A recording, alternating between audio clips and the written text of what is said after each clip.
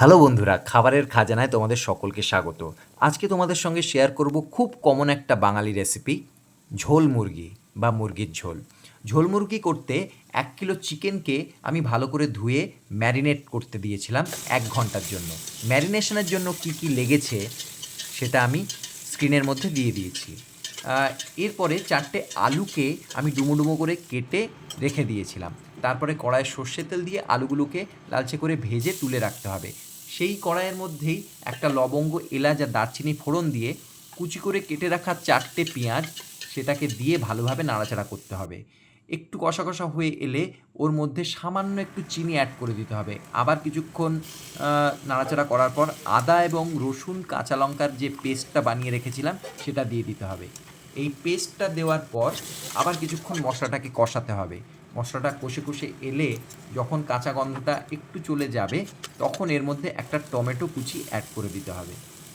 Tomato কুচি দেওয়ার পর আবার কিছুক্ষণ নাড়াচাড়া করে মশলাটাকে কষাতে হবে এবং তারপরে মশলা ধোয়া যে জল ছিল সেই জলটাকে এর মধ্যে অ্যাড করে দিতে হবে। নিয়ে আবার কিছুক্ষণ কষাতে হবে। মশলাটা ভালোভাবে কষে এলে এর মধ্যে ধনের গুঁড়ো অ্যাড করে দিতে হবে ১.৫ চামচের মতন। ধনের গুঁড়ো দেওয়ার পর আবার মশলাটাকে কষাতে হবে আর তার মধ্যে সামান্য একটু জলও অ্যাড করে দিতে হবে। এবার ভেজে রাখা যে আলুটা ছিল সেই আলুটা এর মধ্যে দিয়ে দিতে হবে। কাশ্মীরি লঙ্কার গুঁড়ো অ্যাড করে দিলাম যাতে রঙটা খুব ভালো হয়। নিয়ে আবার কিছুক্ষণ নাড়াচাড়া করে মশলাটাকে ভালোভাবে কষাতে হবে। মশলাটা যখন কষে আসবে তখন মশলা ধোয়া যে জল ছিল আর ম্যারিনেট করা যে মাংসটা ছিল সেটা এর মধ্যে দিয়ে দিতে হবে।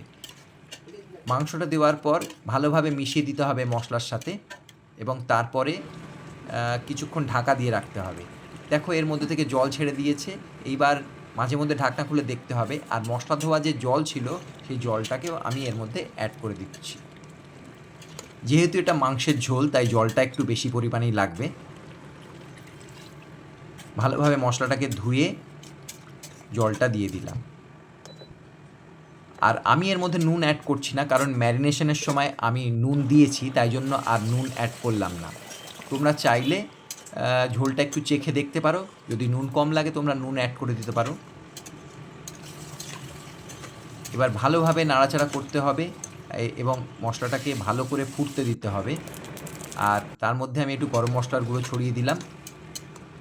দিয়ে আবার কিছুক্ষণ ঢাকা দিয়ে রাখতে হবে। ভালোভাবে সিদ্ধ হয়ে যাওয়ার পর মাঝে মধ্যে ঢাকনা খুলে দেখতে হবে যে সিদ্ধ হয়েছে কিনা। একদম শেষে সামান্য একটু গরম মশলা ছড়িয়ে একটু খুন্তি দিয়ে নাড়াচাড়া করে ব্যাস নামিয়ে নিতে হবে গরমাগরম মুরগির ঝোল।